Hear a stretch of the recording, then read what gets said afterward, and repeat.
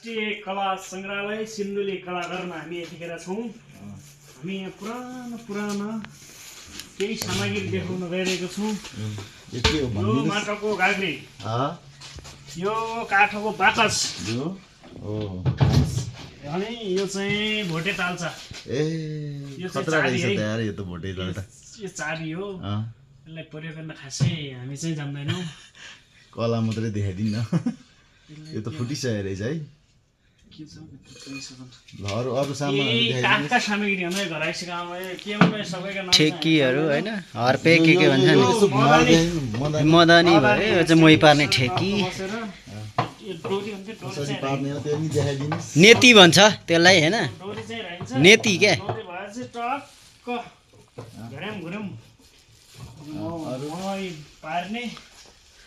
यो चाहिँ पुरानो जमानामा फोन गर्ने यो के भन्छ, टेलिफोन। हेलो हेलो, कहाँ हुनुहुन्छ?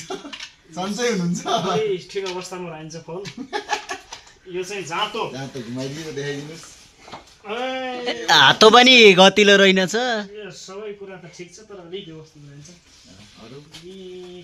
त्यसलाई ढाकी के भन्छ हैन, यो डालो भइगयो।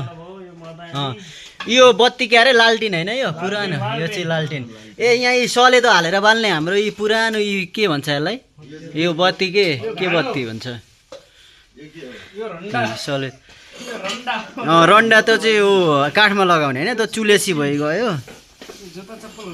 होइन होला, जुत्ताका सोल हुन् के, यो हो कि क्या हो, मलाई त्यस्तै लाग्यो। यो ओखल भइगयो। एकचोटि कुटेर देखाइदिनुहोस्। यो ओखल। पुरानो जमानामा धने साग कुटिन्थ्यो। अनि यसलाई चाहिँ दुधेरो भन्छ होइन, दुध दुने। दुधेरो, ढ्याङ्ग्रो होइन होला, के हो त?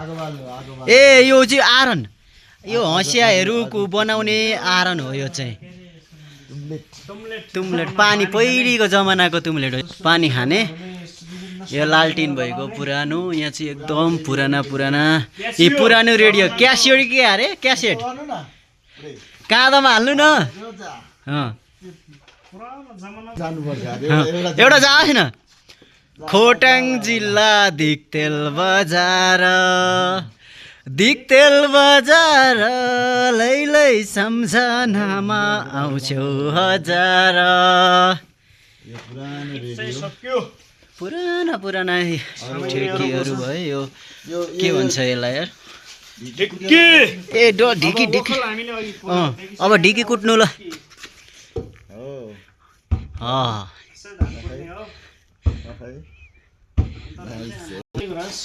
यो त लाली गुराँस भइगयो। यो यहाँ बाल्टी छ नि, हामी चिनिँदैन होइन, चिने जति यसो आरिरहेछ है पुरानो। कुवा, हाम्रो चाहिँ यो कुवा हो। यो चाहिँ घट्ट, पहिलेको पुरानो मिल। हामीहरूतिर त अहिले लाइनर मिल सिला छ। पहिलेको चाहिँ यो मेन चाहिँ माछा मार्ने ढडिया। यो पनि ढडिया हो। यो चाहिँ ढडिया हो। त्यसलाई के अरे, माछा हाल्ने के भन्छ त्यसलाई चाहिँ बिर्सिगयो। यो चाहिँ थुन्से भन्छ, यो घुम्टो भन्छ हामी चाहिँ। त्यो ढडिया भयो। यो चाहिँ माछा मार्ने ढडिया हो। यो चाहिँ यसमा चाहिँ माछा मारिन्छ। मुख्यालो, तपाईँहरूकोतिर मुख्यालो भन्छ। यसलाई चाहिँ के भन्दो रहेछ, यसको चाहिँ नाम आएन।